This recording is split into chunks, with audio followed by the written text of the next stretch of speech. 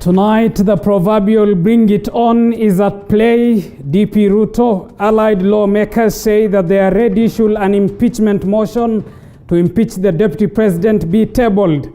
This as the rift in the Jubilee party widens after 6 nominated senators were suspended. The party is set to hold a meeting tomorrow, whose fate, of course, are decisions that politically will have an effect. Tonight on Pundits Night, we make sense of the impeachment and so-called proposed impeachment of the Deputy President William Ruto. Keep talking to us. Your voice matters. So does your opinion count. Send us a message on 22047. The hashtag to use on Twitter is Pundits Night. Our guests tonight, Soy Member of Parliament Caleb Kositani. Herman Manyora is our resident analyst. David Ole Sankok is nominated Member of Parliament. Gentlemen, good evening and thank you all for making time for us tonight on TV 47. Good evening. All right, Mheshimiwa Caleb Kositani, let me start with you, and I make reference to a statement that DP Ruto allied lawmakers today made, a meeting that you are also part of. That statement in part reads that, and quote, "We are deeply concerned with the escalation of political violence instigated by state agencies in what looks like glorification of chaos and encouragement of a backward culture of political criminality." First, who is encouraging, in your view, and the 139 members of parliament and political leaders who are present in that meeting, who is encouraging this, what you term, backward culture of political criminality? Well, Abu Bakr, you remember that when the deputy president was going for a church function at Kennel in Murang'a County, there was organized violence that was sponsored by members of parliament, known members of parliament, who were even named by the culprits who were arrested by members of the public. And the police seem to have had instructions, clear instructions, not to interfere with the chaos, to let it continue. And even the police went ahead and even tear gassed those church members. You remember also when we had the by-election in Musambweni, that also happened. And this violence is actually being accommodated by the agencies that are meant to provide security. And also none other than the president, the symbol of unity in this republic himself, said the other day that he was happy that there was violence in Kibra, and it was members of parliament being beaten who can go and get themselves treated at Nairobi Hospital and Aga Khan. But Mheshimiwa Caleb, let me interject you at that point. You talk of the violence in Kennel, Murang'a County, Msambweni in Kwale County. We have also seen violence in Githurai. We have seen it in BAMBA Market, the peddling of stones to each political side. This violence, one would agree, is both-sided. It's not one-sided. Well, I think if you would let me, if you would show me the evidence of who actually caused the violence in Githurai, no single member of our team has been blamed for that violence. Nobody has come up to say it was organized by us. It was, I think it was just a reaction from traders in Githurai over the issues that they felt were not being dealt with, addressed properly. And even the violence we saw in Githurai, that was not sponsored by us. It was a spontaneous reaction to a situation that was on the ground. But the violence in Kennel was organized, planned, procured, and financed fully by known people whose names were given by those actual thugs that they had hired. You say known people. Do you know them as an individual? Oh, they have been named, Abu Bakr. They have been named. Their names are there. They were named by one of the ladies who had been arrested and said she was paid 1,000 shillings. And their main agenda was just to cause chaos. Actually, initially, their main intention was to cause chaos so that the deputy president may cancel his trip to the church. All right. Unfortunately for them, that did not happen. All right, let me bring in Mheshimiwa David Ole Sankok to the discussion. Good evening to you. Still on the same note of violence, is it not the case that on both ends, the political divide in as far as the Jubilee's Tanga wing and ODM are both complaining of violence, each claiming that the other has sponsored this violence? I don't think it is true that violence is being orchestrated by an organ of government, but rather individuals who are wayward members of the society. You know, when I mean wayward, they can be members of parliament, they can be members of the cabinet, they can also be what we used to claim as a deep state, this ghost called deep state and system. Therefore, the violence were there. All of us saw the violence. They were there, and it was witnessed. It is not something that is out of something that is out of the blue.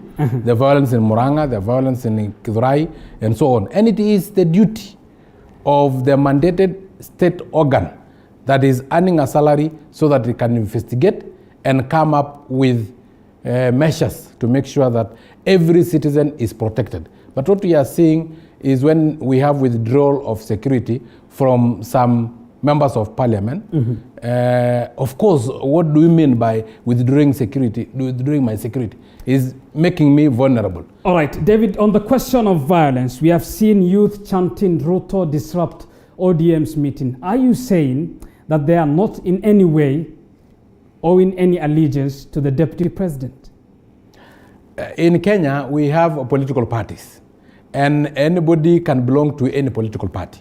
And it is not a must that whoever that belongs to ODM have one day or another interacted with Raila Odinga. Does not mean that somebody belonging to the Hustler movement have in one day or the other interacted with the deputy president. So of course these are Kenyan citizens. They have all the rights to pickets, and as far as they picket peacefully. And you know, chanting the name Ruto or chanting the name Hustler is not by itself violence. Violence is, my brother, is the throwing of stones. Violence is maybe exchanging of blows. We'll get to the terminologies of what violence means. But when youth chanting a certain name, storm a meeting, disrupt that meeting in what seems to be at least chaotic at best, you say that is not violence? No, my brother, I've said chanting. You know, you said somebody chanting Ruto, Ruto, Ruto, Ruto. You know, chanting Ruto, Ruto is not violence by itself. But violence is the physical confrontation that may happen during that particular chant. All right. But we have all the right for others to chant wheelbarrow, others to chant umbrella, others chungwa, others tinga, others hammer, you know. But as far as we can be able to accommodate divergent views, as far as we are able to respect each other. Because if you tell me that I'm giving you bibai, and I tell you, no, I need a wheelbarrow, so why do you count that one as violence? And I've decided what I want as an individual. Let's reverse that. The one who wants a BBI for the place of a wheelbarrow, that's not violence as well. No, it's not. It's not. All right. Let me bring in my choice. Let me bring in Herman Manyora, our resident analyst. Prof, good evening, and thank you again for making time for us. How much of a responsibility should both ends bear for the violence and the political intolerance that we are witnessing? Abubakar, good evening, and good evening to 01, Sankok, and my friend Caleb. I think 001, yes. I think we shouldn't be discussing violence.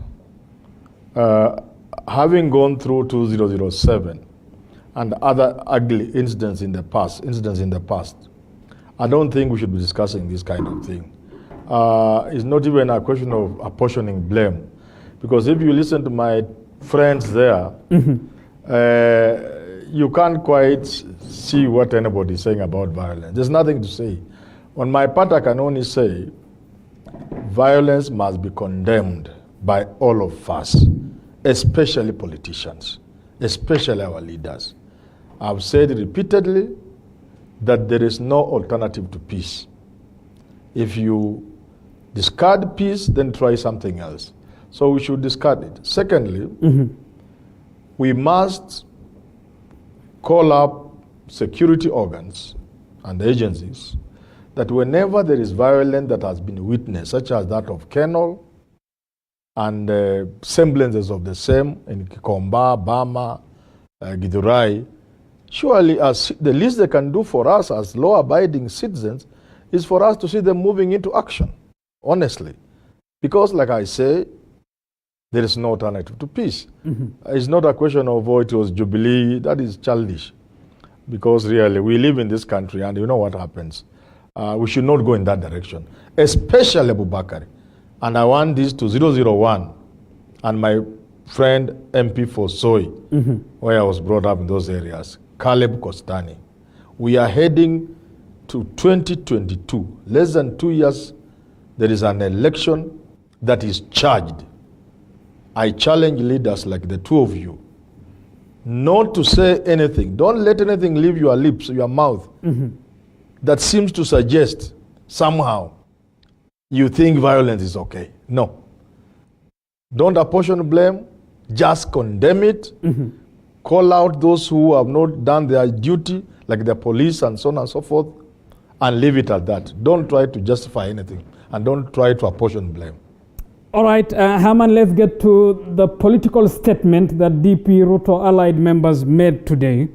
That statement, and that formed the basis of my first question, also in part reads that as leaders who are in touch with the people on continuous basis and their need and aspirations, they say we reiterate our earlier position that constitutional changes are not a priority for the nation.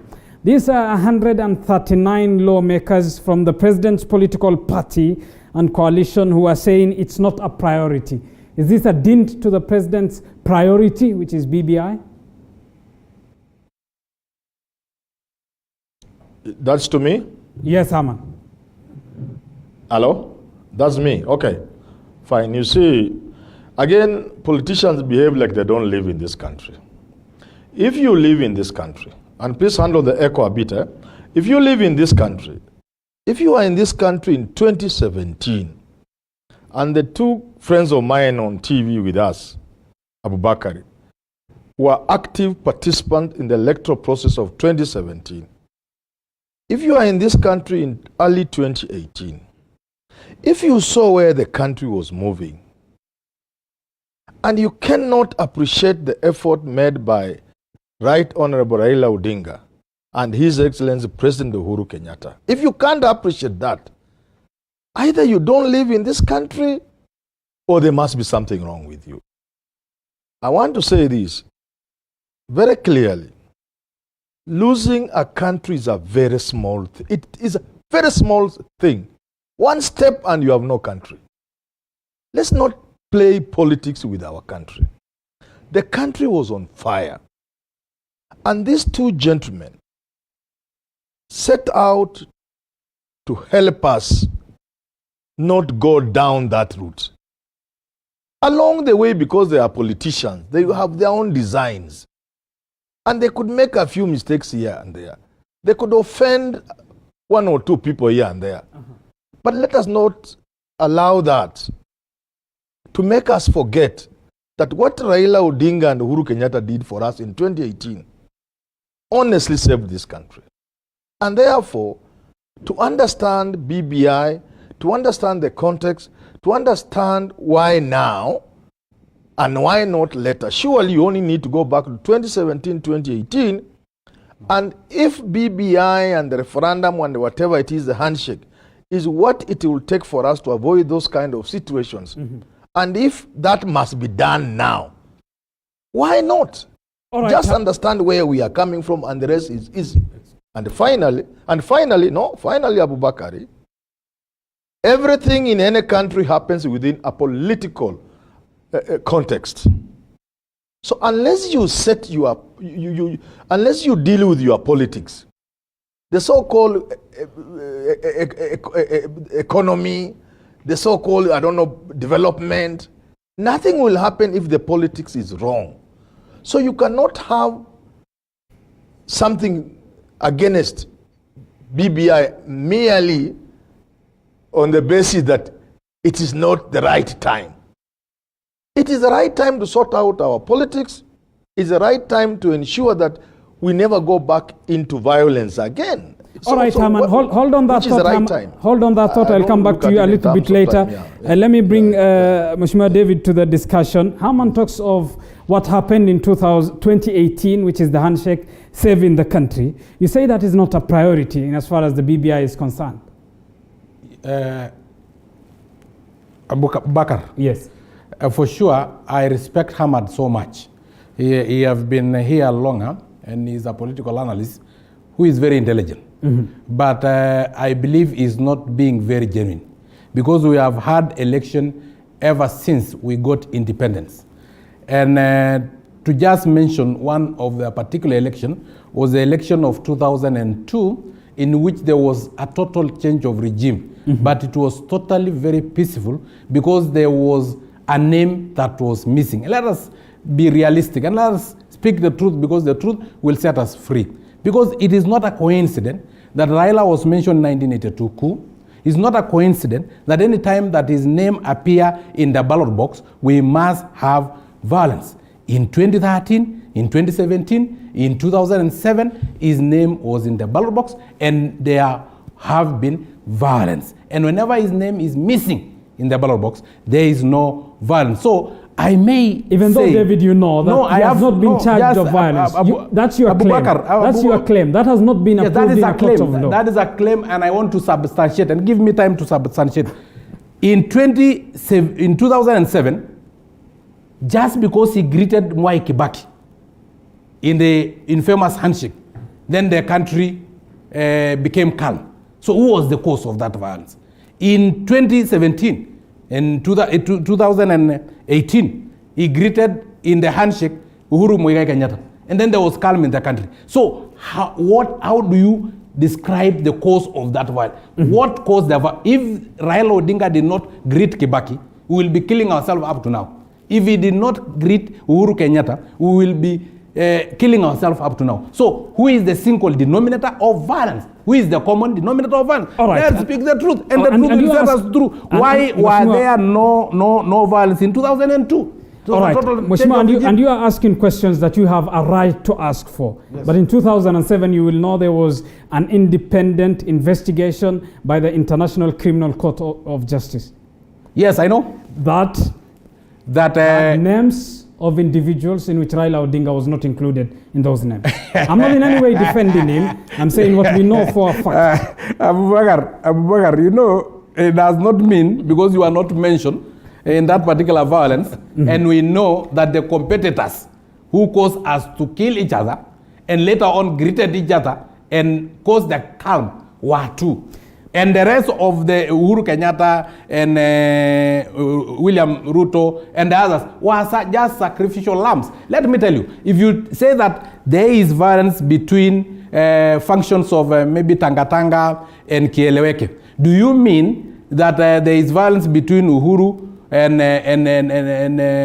Ruto? No, or Raila? No, it means their supporters are having. When we get their supporters as the physically involved in violence, does not mean that somebody was not the single denominator of violence. Fair enough. And at the end of the day, the investigation to that had 6 names in which Raila's name was not included. We still stick to that because it is a fact. Let me bring in Mheshimiwa Caleb Kostani to the discussion. Still on the statement earlier today, the statement says that BBI is not a priority for the nation. If it is a priority for your party leader and the president, does it still fail to be a priority? Well, Abu Bakar, what is a priority for the president is not necessarily a priority for me and for Kenyans. It is Uhuru was elected. He is the CEO of the country, but it does not mean that he is always right. It does not mean that what he proposes, we just have to say yes and agree with it. So it is our stand. It is the stand of many Kenyans whom we represent and we speak for, that BBI is not a priority. And I'm sure even if this particular station, TV47, did an opinion poll, they would get the results for themselves. Our priority right now is our debt ceiling. We're at a debt ceiling of about 8.9 trillion in this country. Every single living Kenyan owes over 100,000 shillings to our lenders. We have the COVID-19 pandemic, We have an economic crisis whereby a lot of people have lost their jobs. We have a lot of jobless youth, and we have a lot of people who are suffering and going without food, without shelter. We have serious, various demolitions that have gone on in this country. We have very, very major issues. For anyone to tell me that priority is BBI, which wants to guzzle 14 billion shillings for a referendum, is actually telling me that I'm living in a country that doesn't care about the needs of its people. So I think it is time for our president to agree, to be told, to agree to some of the views, divergent views that do not necessarily agree with him, and accept that he could have overlooked a few things, and it's not too late for him to backtrack on this BBI story, and first let us fix the economy. For All us, right, Mheshimiwa Caleb, let me interject you at that point. As I ask this, you stick and insist that it is not a priority, but we have seen equally from today's statement that there are calls for a consensus, at least as per the words of the former National Assembly Majority Leader Eden Duale. How then build a consensus on a thing that you say and you hold the view that it's not a priority? Well, Abubakar, by saying that we need to build a consensus, what we are trying is to avoid a divisive, expensive referendum.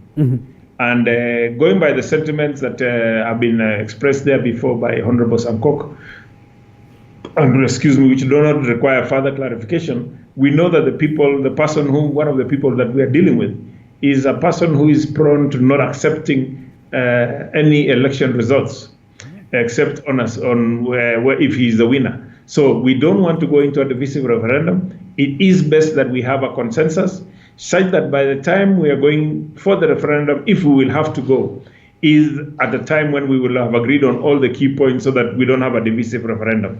The other option that we have given is that should we be forced to go for a referendum, then let us be given the multiple choices, because this BBI is touching every different region in a different way. There are some things that I would agree with, there are some that I would not agree with. So we need them to be given the multiple choices so that as Kenyans, we accept what we tick on what we agree with, and we put an X on what we don't agree with. By us saying, Abubakar, that we require consensus, we did not mention that it is our priority. We are only trying to offer a solution to a very serious problem that has been put before us, which is called BBI. We are offering a solution, and we have said that in all matters, we need to cultivate the culture of a win-win, not a win-lose. So our position is that even on BBI, we can have the win-win situation so that we can move this country forward as one. All right, Mheshimiwa David Ole Sankok, you want to react to that? Something that I wanted to react. First Go ahead. Abubakar, I don't know if today you are here to defend some characters that are not before here. But when you describe the Ocampo 6, you know, it is synonymous like you now trying to put off the light and you end up hitting the bulb. But the switch is actually very far from the source of the light. The switch in this case is whoever whose handshake, when it is shaken, then it will come or does not calm the water. So that is the fact and that is the truth, and we cannot run away from it. Now, when it comes to the BBI, of course, the statement was that it is not a priority. But for me, I've always stated my position very well, that I don't support BBI because as a person with disability, I appeared before the steering committee with two requests. One, that person with disability should not be nominated, but they should have an electoral college in which they elect their own representative, so that loyalty of that nominated, that member representing person with disability lies to the people who elected him. It is practiced in Uganda. I gave them formulas of having an electoral college.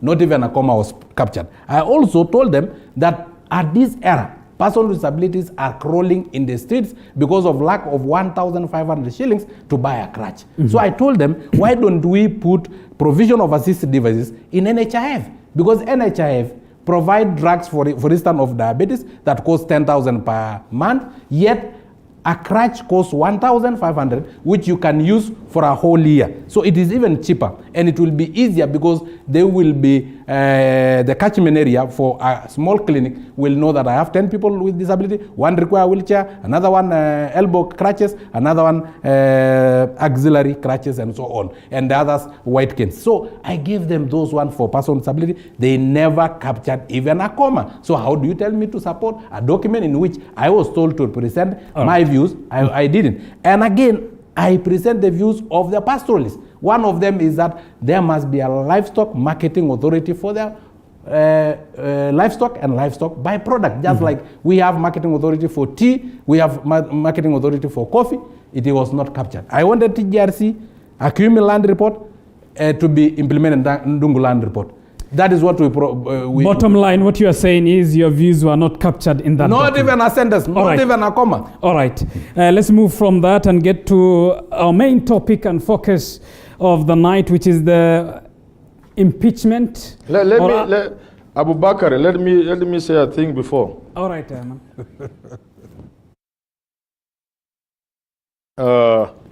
You know, some things must not be left just like that. I want to give an analogy of fishermen at sea. They have their boats, they have their nets. Caleb, their priority is fishing. They want to cast their nets into the sea and bring out fish and go with to the shore. That is their priority. But if there is a raging sea, that cannot be their priority. Their priority will be calm. The sea should be calm. Otherwise, not only will they fail to fish, they will also perish. So don't point that our priority is coffee, is milk, is this and this.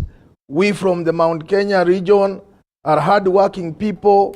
If there is no peace, remember, it has been said, of course wrongly, that the Mount Kenya people contribute a lot to our GDP, which is true. But ask yourselves, who consumes their products? It's other people. Who rents the houses owned by, say, Kikuyus in this town? So unless there is peace, even that hard work of yours will amount to zero. Number two, 001. Raila is a citizen of this country. So even let us assume every time he contests for the president, there's a problem. Are you therefore suggesting, my friend 001, we should banish Raila out of this country? Because if he's a Kenyan, and the constitution gives him the right to vie for presidency, and according to you, anytime he vies, there is a problem. So should we banish him to go and live in Siberia? Let me answer because that. really, I think we are not understanding. All right, Herman, and so that we don't drag I'll give you a chance to respond to it. I thought you would give me a second. Herman, let me interject you at that point. I want us to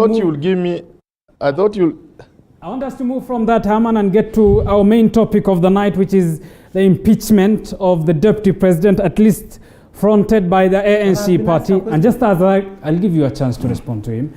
And just as a disclaimer, Ayub Savula was supposed to be part of this show, but it seems as though he will not be part of that show because of reasons he has not explained, despite confirming. Nonetheless, Herman, we are talking of the impeachment of a deputy president.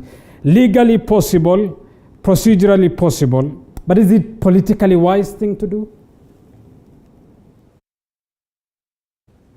Legally possible, procedurally possible, removing him through impeachment possible.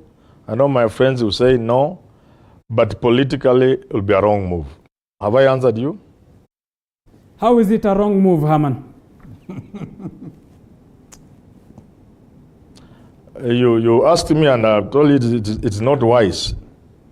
It's not wise because I am of the opinion if the handshake people would want to beat William Ruto, let them do it clean.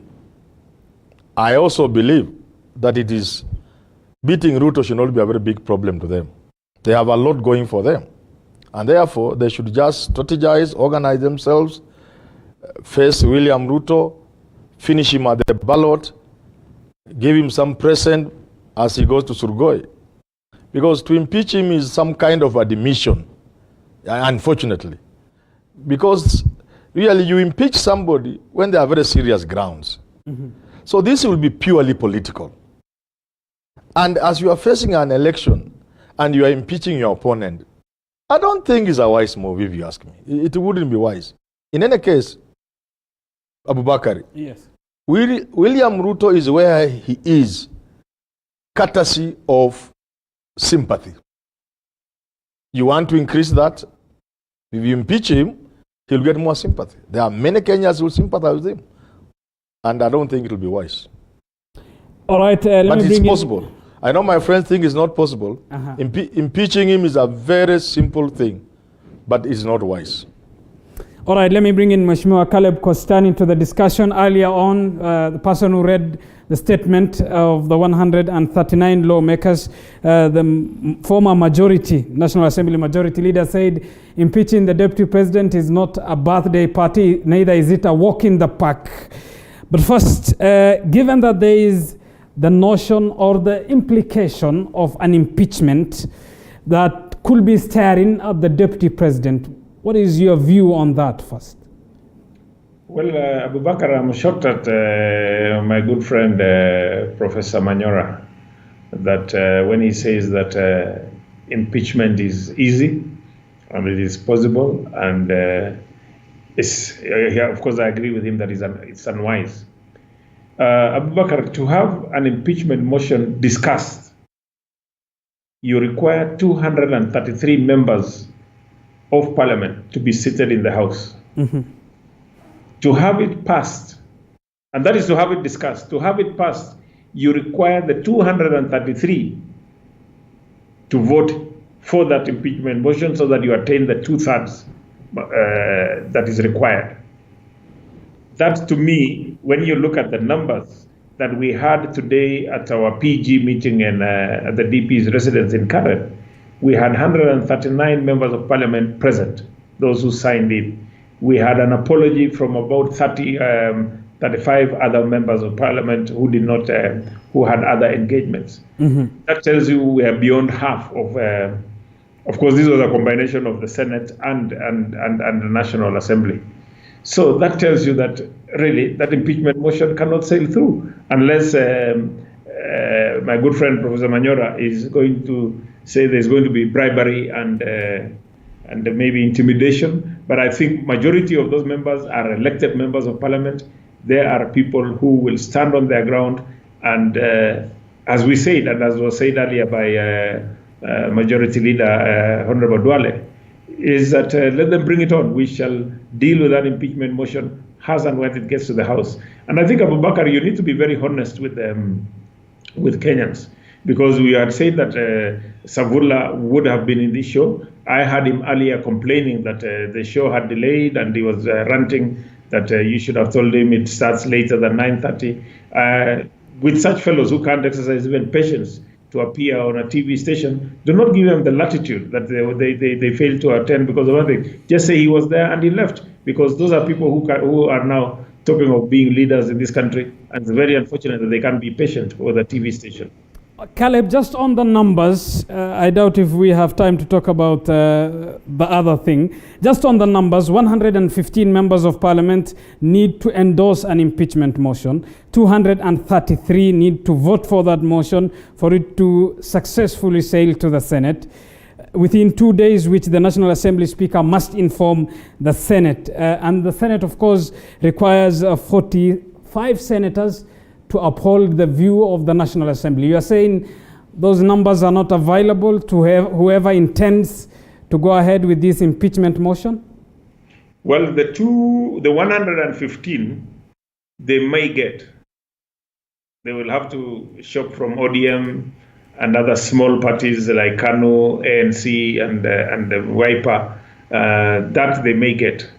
But 233, that is where the game is. And we're asking them to bring it on. David Olesenkok, yes, bring it on. Seems as though it is the theme. Can I say something? Haman, I'll give you a chance, but let David respond. Go ahead. First of all, I really do respect Hamad, and I just wanted to answer a bit a question that he said, that it is true that whenever Raila is in the ballot box, then there will be violence, but we cannot deny him a chance to contest. But I think Professor Hamad knows that there is something called sacrifice, and there is something that people normally say, for the sake of the 47 million Kenyans. I do today refuse my name to be in the ballot box if it is the one that is causing all violence. Because in any case, we are 47 million of us, and we are not all contesting. Must Raila contest? It's not also a must. It's only a small percentage of us, less than 0.001% that do contest. Anyway, to come to your question now, is first of all, Abubakar, I want you to answer me patiently these questions so that we can now have an answer together. What is the ruling party currently? Is it not Jubilee? Of course it is. Oh, good. Who is the deputy party leader of Jubilee? Is it William Samoei Arap Ruto? Yes? Unless it is contested. No. Just answer the question. Yes or no? Let's not turn this into an interview. And then again, in the interview. All right. Let me answer your question. The deputy party leader of Jubilee is the deputy president of the Republic of Kenya, William Samoei Ruto. Thank you very much. And then, as a Jubilee member of parliament, do you want me to support Jubilee or ANC? Well, you're asking for my opinion on that, yes, are you? As a Jubilee member of parliament. I am a Jubilee member of parliament. Do I support ANC, the proponent of the impeachment motion, or do I support my party and my party leadership, which include Uhuru I actually believe it's Ruto? you to tell me whom are you supporting between the two, because you have a democratic right to choose between the two. My friend, you are telling me to leave my party deputy leader and support somebody by the name, is it Sivula? Who is this again? You know, sometimes some of these names are a bit funny. No, let's not get to the persona. Let's not get personal onto the persona. How beautiful. Otherwise, let's stick to the matter of the discussion. That is what and you have answered my question perfectly well. As a member of Jubilee, I'm bound to support my party. And my party is Jubilee, and the party leadership is made up of Uhuru Kenyatta and William Samoei Arap Ruto. So if the impeachment of Uhuru Kenyatta is brought today to the House, I will defend, because I know why I elected Uhuru Kenyatta. If the impeachment motion is brought against William Samoei Arap Ruto, I elected him as a conjoined twin with Uhuru, and I knew why I elected him. I've just not turned mad all of a sudden. Yes, so I know why. So I know why I elected them. You say you will why defend. I elected them are still there. And they are still valid. You say you will defend the leadership of your party. Yes. And whatever is of their interest, you will safeguard. Yes. Given that your party leader wants the BBI, will you safeguard it? My party leader said, according to him and according to the handshake, this is the best way to bring Kenyans together. But let us have some inputs. Let us come together. Let us reason. Read. Jisome, jiamulie na ujichagulie. So I decided kusoma na kujiamulia. And my uamuzi he did not say it must be this way. He said that, and that is why we had time to bring all what we need. First of all, as a person with disability and a leader of person with disability, as a pastoralist and a leader of pastoralists. I also brought issues of my community, the Maasai, because they came to Olenti Mama Stadium and reggae was being played there, and we handed over a paper that had all our aspiration as a Maasai. Not even a sentence was captured. So in this case, my president told me, read and decide for yourself. He gave me that prerogative. And given that he will want you to support him in passing this referendum bill, will you? Now that we are talking of party leadership and respect for it. If we have a meeting and we discuss, and of course I will tell him, because at the moment, I'm not even totally opposing the BBI. All right. What I want is some issues to be ironed out. One is that the revenue allocation formula may be good in some quarters and may not be good in some quarters. So why don't you allow those who feel that it is good tick yes, and those who feel that it is not good tick no, and then the majority will have their way, and the minority will have had their say. Why do you want me to have you versus them kind of contest? Why do you always want a contest? And you know, the person who won a contest is the person who have always sent us into violence after every contest of an electioneering year. Again, you are alleging. There are no facts to that. But No, Herman, there are Herman, I had promised that I'll give you a chance to react. Now, two things, but very, very quickly. Caleb Kostani, my friend Mheshimiwa, world over, especially in parliamentary democracies, nobody wants to hear of impeachment. In fact, they run away. Even in the House of Commons in the UK, even when a party, the Prime Minister has the numbers, they never want to hear impeachment. Because it's not just a question of living Downing Street. It's a question of confidence in your government. So that even if you win, your confidence is shaken. Back here, never play with numbers when it comes to politics. Quick examples. Sonko had people with him in Kilifi. He was impeached by Nairobi County Assembly. Tanga Tanga had the numbers, or so they claimed, in Senate. Waititu was sent home. Sonko was sent home. That is impeachment for you. Let me tell you how it works. But first, in America, Congress, controlled by Democrats, impeached Donald Trump. The trial takes place in Senate. And all senators, all except, I think, Mitt Romney, and maybe one other, all of them voted to save Trump. Are you telling me because Trump was a very good president? It is because there are certain political realities when somebody is in power. Let me give you the last example. Let's say Tanga Tanga has 240, leave alone 233, 240, and you attempt to impeach President Uhuru Kenyatta. That's when you'll see politics. That's when you'll see less than 100 voting to impeach Uhuru Kenyatta. Now flip it over. Let's say Uhuru Kenyatta you think has only 160 with Raila. Let him bring on impeachment against William Ruto. You'll then see how politics works out. You'll then know what it means for somebody to be a president. He will bring the full force of his office, the full force of persuasion that office brings, and you'll see the 233 are found and William Ruto will go home. Therefore, never ever play around with impeachment. Finally, why you should not play around with impeachment? Things happen. You may not know what will happen in the week of impeachment. You may never know what will happen.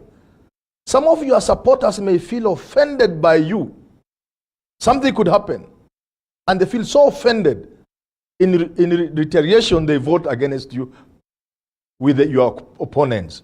So in the politics, never try to say bring it on. Never ever try to say bring it on when it comes to an impeachment.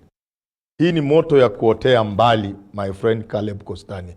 I want to tell you this evening, if Raila Odinga and Uhuru Kenyatta set out to impeach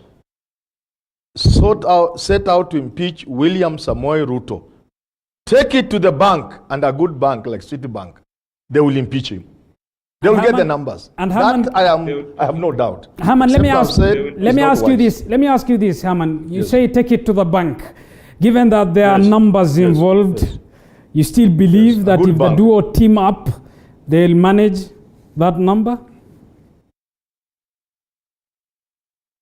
It is the force of politics they bring, not just the numbers. The force of politics they bring, the sway, the power of the office of the president. My friend, let me tell you finally this. There is one man in this country, the governor of the central bank controlling our money. When talking to him, he says, sir. The chief of the general staff, when talking to a certain man, he refers to him as sir. Inspector General Police addresses that man as sir. That man is none other than the president and the sitting president of the Republic of Kenya. Whether it will be Ruto in the future, or Kenyatta now, or Kibaki earlier on, The power that person has, my friend, even in America, even in developed democracies, it must have been a democracy that have been refined over centuries, like the United Kingdom, or one that has had very serious experiences with with playing with numbers and parties like Italy. But for the rest of these other democracies, it is very, very difficult to handle a sitting president when it comes to numbers. He will get them. All right, and keep talking to us. You as a viewer. I wanted to. Haman will come back to you later on in this discussion. Keep talking to us. You as the viewer. Keep talking to us. Your opinion counts and matters. The hashtag to use on Twitter is Pundits Night. Send us a message on 22047. Let me sample some of your views. Peter Ole Mutange says the presidency should be respected. Impeach Ruto, I support. Hillary Kishinga says BBI is not a priority when even medical personnel are on strike during COVID-19 pandemic. Consensus is the route to go to. Reagan Felix says impeaching that guy in reference to DP Ruto is making him strong on to Mwananchi. David Kasia says impeaching DP William Ruto is like walking to heaven by foot. It is hard. Mheshimiwa Caleb, let me bring you to the discussion. And I pose this as a question, even though it is a feedback from Peter Ole Mutange, who says the presidency should be respected. Impeach Ruto, I support. Is it not the case that the proponents of this impeachment and those who often fault the DP do so on the basis of what they term as a disrespect to the president? Well, I would like them to cite one incident whereby the deputy president has disrespected the president. And then we would then discuss that particular subject. From the best of my knowledge and from where I sit, the deputy president has been very loyal to President Uhuru Kenyatta.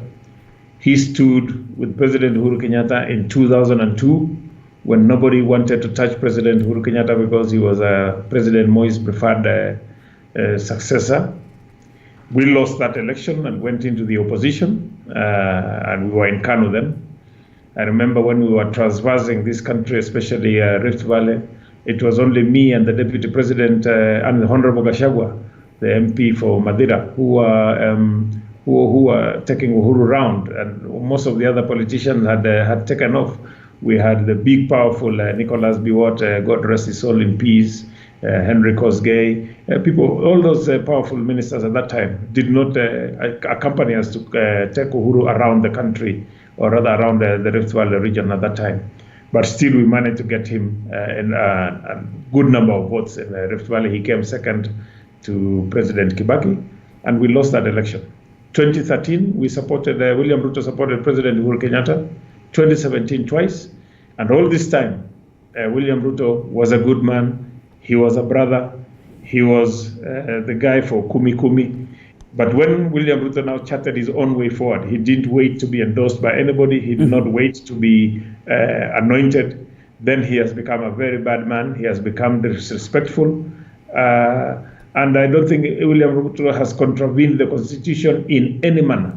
He has been loyal to the president. But I say, as they say, when you want to get rid of your dog, you start calling it bad names. So I think that is why now they feel that it's time to get rid of William Ruto. So give him names so that you can get rid of him. But Caleb, let me interject you at that point. Let me interject you at that point. Professor Manyora is speaking. You say the deputy president has been loyal to the president. Who has actually been in a sitting whereby this impeachment has been discussed.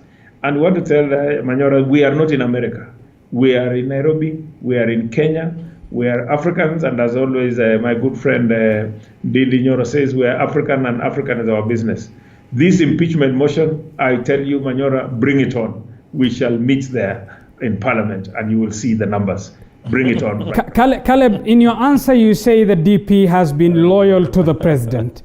given the political back and forth answering in public that we have seen, one saying there is no debt that needs to be paid, the other saying the president does not owe me a debt, one saying that the BBI is the way to heal the country and forge it forward, the other saying give us copies, don't tell us of the BBI, one saying that the politics of the country should be devoid of ethnicity, the other saying that two ethnic groups should at least take a break, as per my own personal interpretation. That at least publicly seems as though the duo are reading from different scripts, yet you say the DP is loyal to the president. You know, Abubakar, DP is not an employee of the president. DP is an employee of the people of Kenya who voted him in. There are some people who voted for Jubilee not because of Uhuru Kenyatta, but because of William Ruto. There are others who voted for Jubilee because of Uhuru Kenyatta and not because of William Ruto. So they are conjoined. But there is nowhere that is written or cast in stone that what the president says, we must all, including the deputy president, say yes, yes sir, yes sir, yes sir. We are not members of a disciplined force. We are politicians, for heaven's sake. We speak on behalf of people who elected us. We need to be given that respect. We need to be listened to, and we must, and we will always do it, irrespective of the circumstances. We have seen some of our colleagues being tossed left, right, and center, KRA being unleashed on them, ESCC being unleashed on them. We have seen our good friend, Senator Kangata, who wrote a very honest letter to the president.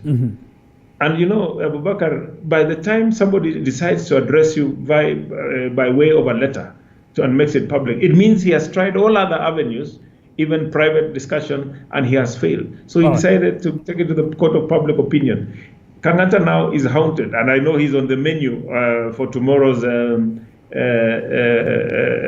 so-called PG meeting, Senate PG meeting at KICC, which has been called convened by the deputy chief whip. My good friend Kangata is definitely on the menu. He's going to be served, and I'm sure ODM will be trooping in to support the ouster of Kangata, and then go back and say we are not in government the following day after the ouster of Kangata. But such is the Kenyan politics that we are in now. It's very sad that we are at this stage. I can hear Manyora laughing, but he knows this is for a fact. And let me tell you, Abubakar, if standing for the truth is being disrespectful, then so be it. But I know that William Ruto stands for the truth. He is speaking for millions of Kenyans. It is evident all over. And we actually need to ask our leaders, our president included, that let us not reverse the gains we have made against tribalism by starting to hold tribal meetings. David Olensokok, the questions of loyalty, the questions of respect. You know, Abubakar, I really, today, I don't know whether we are not in good terms with you, but I am not getting what you mean, because I don't understand if you really understand the meaning of being disrespectful or being disloyal. Because to me, there were some instances where a whole sitting president was called Mtoto wa Umbwa, was called in parliament thief, was called Mlevi in most of the meetings. Tell me one instant in which William Samoei Arap Ruto called Uhuru Kenyatta any name. That, of course, you will say this one is disrespectful. Again, William Samoei Arap Ruto voted for Uhuru Kenyatta in 2002. We lost. And let me remind you that when Uhuru Kenyatta lost, he is very peaceful. He is not the single denominator of violence. So there was peace during that loss because he accepted the loss. Of course, the other big brother, who is a single denominator of violence, will never accept any defeat, however massive it may be. Now, in 2007, in 2007, of course, they were still together. In 2013, William Ruto voted for Uhuru Kenyatta, campaigned for Uhuru Kenyatta. In 2017, he voted for Uhuru Kenyatta. He campaigned for Uhuru Kenyatta. Now, the people you are saying are very loyal to the president are the people who never voted even once. Uhuru Kenyatta are the people who sworn themselves in when there is a sitting president. Tell me, surely, Yani Abubakar, you know why I'm blaming you? Because really the world disrespectful or actually treason, swearing yourself in while there is a sitting president. Now, tell me in which instant that Ruto tried even something like that. And again, lastly, we may say that Ruto campaigned for Uhuru Kenyatta because he was the running mate. But he wasn't the running mate in 2002. He just respected and loved and knew the leadership qualities of Uhuru Kenyatta, like many of us. But you know, today, Babu Owino, who called the president Mtoto wa Umbwa, and we had to force him to apologize. Some of us were very furious in parliament. Is now the one telling me how to respect my president. Surely. I voted for him in 2002, voted for him in 2013, 2017 twice. In fact, I'm telling you, Abubakar. You know, in 2017, and you'll give me 1 minute. In 2017, when we were nominated, personally I was nominated, and I took the oath that I'm now a member of parliament. The following day, Uhuru Kenyatta was rendered jobless by a court ruling that he have now to go back to the election. Now you can imagine somebody who have given you a job, now becoming a job seeker, courtesy of one individual by the name Raila Odinga. I'm telling you, nikameza memory card ya matusi. But again, Ole Sankok, you say, and seem as though you want to paint me in having anything personal. There's nothing personal. I'm challenging views, just as the one you have made now by saying that it is Raila who made the president go back to the polls. It was a Supreme Court ruling. That's not. But who went to the court? Who did not accept the election? The verdict wasn't Raila's. It was the Supreme Court. Who swore himself? I'm telling you, after Uhuru becoming jobless, and I have a job courtesy of him, I swallowed a memory card, a 64 GB ya matusi. Only I downloaded 4 GB before then the handshake. All right. And because of the interest of time, one last round, and let me get to Haman. Haman, your reactions and final comments because of the interest of time. The interest of time, yes. Caleb, you talked about the president abandoning Kumikumi. You know, the president was born in a big society up there. So he didn't know Kumikumi was Chang'aa. The moment he got to be told that Kumikumi means Chang'aa, he had to abandon it, perhaps.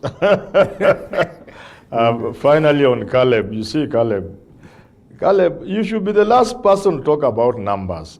Where were the numbers when Duale was shown the door? Where were the numbers when Murkomen, your friend, was shown the door? Where were the numbers when Susan Kika was shown the door? Where were these numbers when Kidure Kindiki was shown the door? I am telling you now and asking you, where are the numbers going to be tomorrow when Irungu Kangata is shown the door? I'm not seeing the numbers. And finally, I have one moment to respond to my friend 001. My friend, the problem of violence and disputes in an election is at the core of BBI and the handshake. So other than, instead of banishing Raila to Siberia, which article? You might want to look at BBI a little more critically than you are doing. Because people fight because of feeling they're excluded. And one way of solving that, BBI talks about inclusivity. It talks about an expanded executive. That means going forward from 2022, if this BBI bill goes through, the referendum bill goes through, my friend 001, anybody contesting for the president of this country will have to have in his team a prime minister, the SIGNET, a deputy prime minister, and a few other people, and deputy president. Now, it is not going to be possible for that presidential candidate, if he's Kikuyu, to pick a Kikuyu deputy, Kikuyu prime minister, Kalenjin deputy. So you will spread this as a team as you go into an election. Another contender for the presidency, maybe William Ruto, will also work at Ndwale from Northeastern, will pick Khalwale from Western Kenya, will pick somebody else from another part of the country. That way, whichever team wins has a representation at the top level of all Kenyans. This is what is currently happening at the university, in all universities. The Universities Act, as amended, demands that anybody contesting for election of student leadership at the university, at any university, must come with a team of 7. You get it? That team that has the president should not have 2 people from the same community. It must even have a person with disability. It must even have a foreign student. So they are going as tag teams. And the BBI proposes a situation similar to that, where the presidential candidate will form a team across the country, running against somebody who equally has a team across the country. So you need not banish Raila out of Kenya. He'll be working with other Kenyans against Ruto or Mudavadi, who will also be working with other Kenyans. So whoever wins, you can see you are already there. Maybe you are deputy president. You are there because you are prime minister and stuff like that. I hope you are now sufficiently educated. 001. Thank you very much. All right. David, I'll give you the last comment, yes. But Caleb has been patiently with us as well. Moish, your final remarks?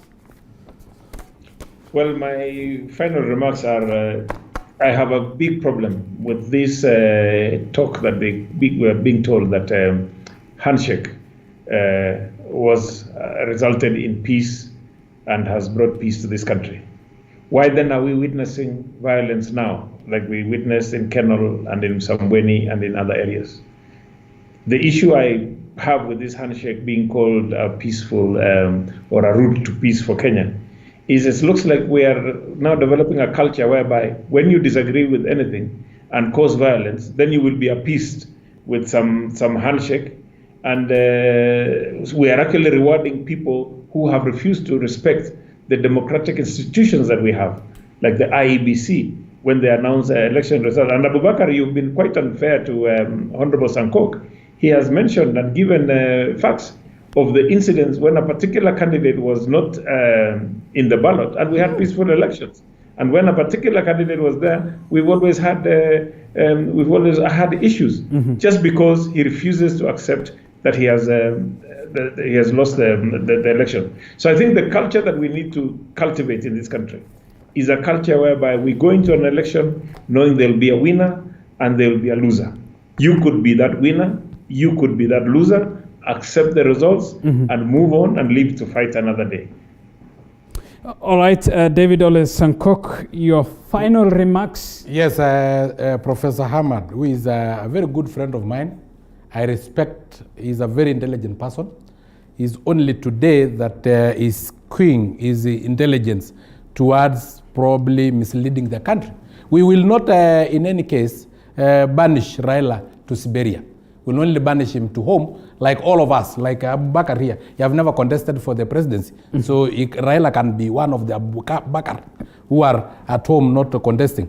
And then again, my good professor, remember also I was the SONU president. So whatever that you are bringing in, I'm aware. I know what have been happening. I was a student organization of Nairobi University president in the year 2000. So I think you'll not educate me on those issues. I should be the one educating you if you ever maybe became a student leader at that time. Now, when it comes to BBI bringing inclusivity, surely we have 44 tribes in this country. You can only create 5 positions, meaning you'll bring 5 tribes together, excluding 39. To me, with simple calculation, that is exclusivity. Again, the issue of inclusivity, we can do it if we have the goodwill. Why don't we just say the president, if he is from this tribe, the deputy president, from another tribe, in this case, the Kikuyu and the Kalenjin, then all the cabinet secretaries should never come from Kikuyu or Kalenjin. Right. All the PSs, all the CEOs should never come from the 2 tribes. We will have solved that issue of inclusivity. Again, the issue of sharing of power, so that we share power, so that we don't fight among each other. Americans, Joe Biden is not sharing power with Trump. Again, if we share power on the top, the president sharing power with the prime minister, Who will share power with the governor? Will there be a prime governor? Who will share power with a member of parliament? All right. And some members of parliament David. win only with one vote. Lastly, if we have to come and that there will be no loser in a competition, what is the essence of the competition? Then let these big boys sit in the table, share these political seats among themselves, instead of us using our taxes to do a competition that will not have any loser. In any case, all right. Point in made. any competition, Point made, there David must be Olesankok. a winner, and All the right. winner will add glucose because he have tried. Will not only give him all the powers, but also add him glucose. Point made. And one final question, perhaps to you, because this personally as well touches Half a second, on you. David, the Jubilee Party today suspended 6 nominated senators. You are a nominated member. One would argue your fate also is in the balance. Is it first? I will not discuss matters of my party. Are you afraid The for party your leadership. job? Fair enough. Are you afraid for your job? Abubakar, Yes. you are a pastoralist. My friend, we fight with lions. It's like losing a political seat. This is my first time to be a member of parliament. I'll go back to my home. I can even look after, as a hustler, I have been sleeping on a cow hide because we did not have 1,500 shillings to buy a mattress. Nowadays, I have a mattress. I have been living in a manyatta. Nowadays, I have a mansion. My friend, somebody sending me back there. It's just like, let me tell you. So you'll not be bothered by any decision your party makes? I'm not afraid, and I will never be afraid, but I do respect my party. All right. And my party leader, and I have always been loyal to my party. And just give me one instant in which I mention my party leader in a bad light, or my deputy party leader, or even the Secretary General. No, my friend. All right, Mheshimiwa. Herman, you are requesting for 30 seconds despite extremely being out of time. 30 seconds. I have tried in many forums and on many other forums to try and explain to Kenyans that it is important that we have a culture of respect for election results. But it's even much more important that we have free and fair elections. Only then can you ask William Ruto, if he loses in 2022, that he should go to Surigoi. Or Raila, if he loses, he should go to Bondo. Only then, if elections are free and fair. In 2007, we all know what happened. In 2013, there was something in the Supreme Court. You saw what happened. If that big volume was admitted, you know what could have happened. In 2017, the Supreme Court nullified the election. It was null and void. And therefore, we must not talk about people accepting defeat in the same breath as we embrace elections that are not free and fair. Elections must first and foremost be free and fair. Then the winner will walk home sad, but in the knowledge that he put in a fight, his efforts were not frustrated. Instead, he lost fairly. He will shake the hand of the winner. He will go home and go through the stages of grief or of loss. But until we do that, and I invite 001 and Caleb Kostani, my friend, to look at BBI once again. I believe it has answers to that effect. All right, Herman. So that we have elections that are free and fair, that the loser can now then go home. All right, Herman Manyora is our resident analyst. Caleb Kostani is soy lawmaker. David Olesankok is nominated member of parliament. Gentlemen, once again, thank you for making time for us tonight on TV 47. Thank you. Thank you. Well, keep talking to us. The discussion continues and gets online. The hashtag to use is Pundits Night. Send us a message as well on 220